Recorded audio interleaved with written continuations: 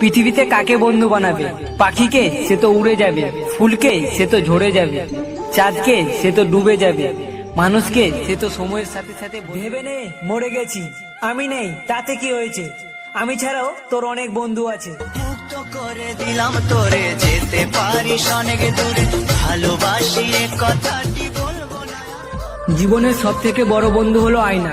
কারণ তুমি হাসলে সেও হাসবে, তুমি কাঁদলে সেও কাঁদবে, কিন্তু তুমি আঘাত করলে সে আঘাত করবে না, বরং নিজেই ভেঙে যাবে।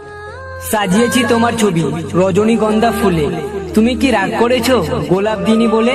তুমি তো বন্ধু আমার গোলাপের চেয়েও দামি, তাই তো অল টাইম মিস করি আমি।